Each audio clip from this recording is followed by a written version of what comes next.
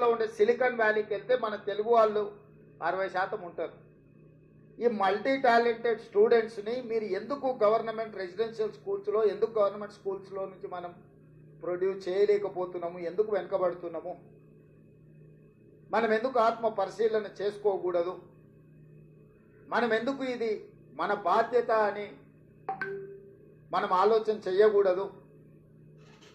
అది ప్రభుత్వంలో ఉన్న మా నుంచి మొదలు పెడితే వివిధ శాఖలలో వివిధ హోదాలలో పనిచేస్తున్న అధికారుల వరకు, అదేవిధంగా బోధనా సిబ్బంది వరకు ఇది మన బాధ్యత కాదా? ఈరోజు మనం ఆ పిల్లలను మనం వాళ్ళకి సరైన విధంగా వసతులు కల్పించకపోతే మనం సమాజానికి చేస్తున్న ద్రోహం కాదా?